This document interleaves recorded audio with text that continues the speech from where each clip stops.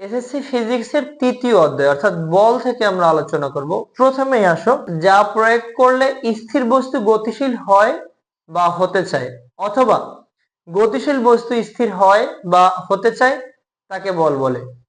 তো বলকে প্রথমত দুই ভাগে ভাগ করা যায়। একটা হলো স্পর্শ বল, স্পর্শ বল, এবং অন্যটি হলো অস্পর্শ বল, অস্পর্শ বল। স্পর্শ বলতে বোঝাই যাচ্ছে যে টাচ করা, একটি বস্তু অন্য বস্তুর উপরে মানে পৃষ্ঠদেশ স্পর্শ করবে অবশ্যই। অর্থাৎ যদি দুটি বস্তুর প্রত্যক্ষ সংযোগ ঘটে বা প্রত্যক্ষ সংযোগের ফলে যে বল সৃষ্টির জন্য দুটি বস্তুর প্রত্যক্ষ সংযোগের প্রয়োজন হয়, তাকে স্পর্শ বল বলে। অর্থাৎ স্পর্শ বল হলো দুটি বস্তুর যদি ভৌত সংস্পর্শে আসে, একটি বস্তু অন্য বস্তুর উপর যে বল ক্রিয়া করে তাকে স্পর্শ বল বলে। যেমন আমার হাতে কলম আছে, কলম দিয়ে আমি হাত দিয়ে কলমটাকে ধরলাম, এটা স্পর্শ বল। কলমটাকে এক জায়গায় থেকে অন্য জায়গায় রাখলাম, এটা স্পর্শ বল। এবং অস্পর্শ বল তাহলে কি হবে? অস্পর্শ বল হলো যে বল সৃষ্টির জন্য দুইটা বস্তুর প্রত্যক্ষ সংযোগের প্রয়োজন হয় না, তাকে অস্পর্শ বল বলে। অথবা যে বল যে দুইটি বস্তু যদি পরস্পরের ভৌত সংস্পর্শে না আসে, একটি বস্তু যদি অন্য বস্তুকে স্পর্শ না করে যে বল ক্রিয়া করে, তাকে অস্পর্শ বল বলে। যেমন আমার হাতে যে কলমটা আছে, কলমটা যদি আমি ফেলে দেই তাহলে কিন্তু এটা ভূপৃষ্ঠে যেয়ে পড়বে, মাটিতে পড়বে। অর্থাৎ এটা মাধ্যাকর্ষণ জনিত বল বা অভিকর্ষজ বল। এটা পৃথিবী কোন একটি বস্তুকে যে বলে টানে, সেটা তো আসলে স্পর্শ করে টানে না, সেটা হলো কি? অস্পর্শ বল। তার মানে আমার মনে হয় আমরা স্পর্শ বল এবং অস্পর্শ বল বুঝতে পেরেছি। তারপরে প্রকৃতিতে প্রাপ্ত চার ধরনের মৌলিক বল রয়েছে। মৌলিক বল রয়েছে চার ধরনের মৌলিক বল। মৌলিক বল চার প্রকার। তো মৌলিক বলগুলোর মধ্যে রইলো প্রথমে মহাকর্ষ বল।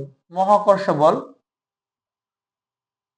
মহাকর্ষ বল, মহাকর্ষ মহাবিশ্বের প্রতিটি বস্তুকণা একে অপরকে যে বলে আকর্ষণ করে তাকে মহাকর্ষ বল বলে।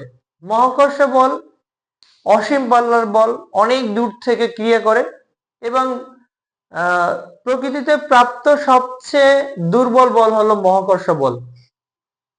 এবারে তড়িৎ চৌম্বক বল, তড়িৎ চৌম্বক বল, তড়িৎ চৌম্বক বল, চৌম্বক বল। তড়িৎ চৌম্বক বল কি? দুটি আহিত কণা পরস্পরকে যে বলে পরস্পরের উপর যে বল ক্রিয়া করে, দুটি আহিত কণা, একটা পজিটিভ চার্জ, একটা প্রোটন, একটা ইলেকট্রন পরস্পরকে যে বলে আকর্ষণ করে, সেটাকে তড়িৎ চৌম্বক বল আমরা বলতে পারি।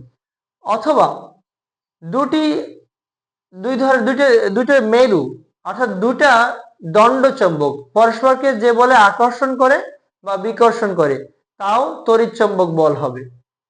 বা এটাও বলা যায় যে কোন সরল বর্তনীর মধ্য দিয়ে যখন ইলেকট্রন পাস করে তার চারদিকে যে চৌম্বক ক্ষেত্র সৃষ্টি হয়, সেটাকে তড়িৎ চৌম্বক বল বলে। অর্থাৎ বিদ্যুতের ফলে চৌম্বক সৃষ্টি হওয়া, সেটাও বলা যেতে পারে।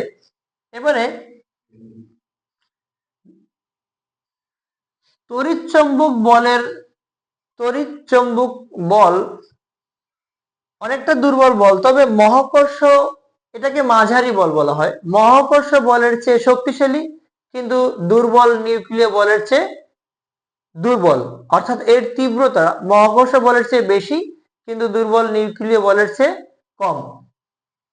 এবারে মৌলিক আরেকটা বল হলো দুর্বল নিউক্লিয় বল। দুর্বল নিউক্লিয় বল, নিউক্লিয় বল। যেহেতু নিউক্লিয় বল কথাটা রয়েছে, তার মানে নিউক্লিয়াসের মধ্যকার বা ভেতরকার যে বল, অর্থাৎ স্বল্প মাত্রার এবং স্বল্প পাল্লার যে বল নিউক্লিয়াসের মধ্যে বিদ্যমান মৌলিক কণিকার মধ্যে যে বল ক্রিয়া করে, অর্থাৎ যে স্বল্প মাত্রার এবং স্বল্প পাল্লার বল নিউক্লিয়াসের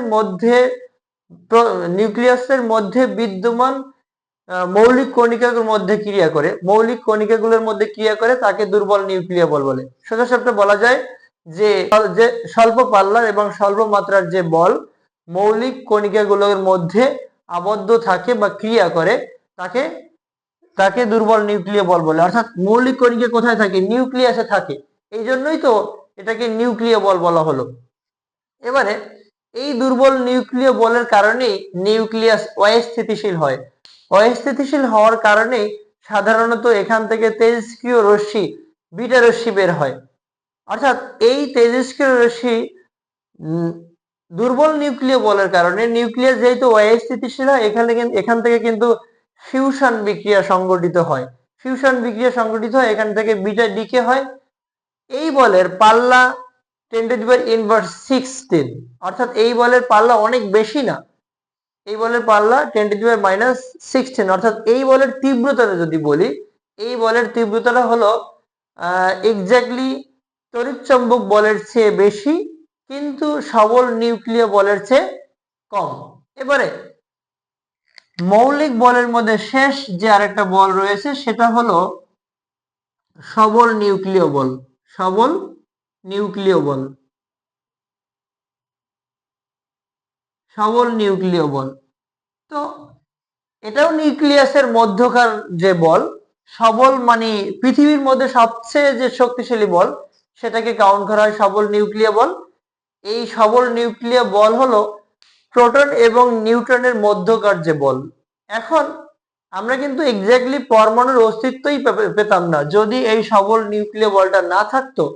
সবল নিউক্লিয় বলটা আসলে তাহলে কি?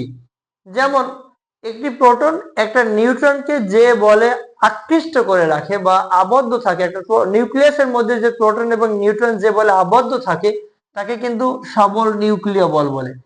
এখন প্রোটন আর positive charge, proton positive charge যুক্ত, ইলেকট্রন নেগেটিভ চার্জ যুক্ত। নিউক্লিয়াসের মধ্যে অবস্থানকারী প্রোটন এবং নিউট্রন, ইলেকট্রন অনুমোদিত কক্ষপথে বৃত্তাকার মানে পথে ঘুরতে থাকে। এখন ইলেকট্রন কিন্তু প্রোটনকে পেতে চায়, প্রোটন আবার ইলেকট্রনকে পেতে চায়। তাহলে ইলেকট্রন যদি প্রোটনকে বের করতে পারতো অথবা প্রোটন যদি ইলেকট্রনকে ভেতরে ঢুকাতে পারতো তাহলে কিন্তু পরমাণুর কোনো অস্তিত্ব আমরা খুঁজে পেতাম না। অন্যদিকে প্রোটন এবং নিউট্রনের মধ্যকার এই শক্তিশালী বলের কারণে প্রোটন ইলেকট্রনের আকর্ষণে বাহিরে বের হতে পারে না বা ইলেকট্রন প্রোটনকে আকর্ষণ করে ভেতরে নিয়ে যেতে পারে না। অর্থাৎ বলা যাচ্ছে যে সবচেয়ে সবল বল অর্থাৎ শক্তিশালী বল হচ্ছে সবল নিউক্লিয় বল। সবল নিউক্লিয় বলের পাল্লা হলো 10⁻⁻15, অর্থাৎ নিউক্লিয়াসের ব্যাসার্ধের মধ্যেই এই বলটা কাজ করে, এর বাইরে এই বলের কোনো কাজ নেই। এবং দুর্বল নিউক্লিয় বলের তীব্রতা হলো 10⁻⁻16।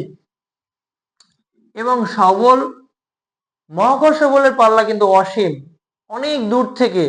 এখান থেকে যদি আমি বিশেষ করে 50 কিলোমিটার দূর থেকে উপর থেকে যদি কোনো বস্তুকে ছেড়ে দেই তাও কিন্তু ভূপৃষ্ঠের দিকে পড়বে, তার মানে পৃথিবী তাকে টানছে।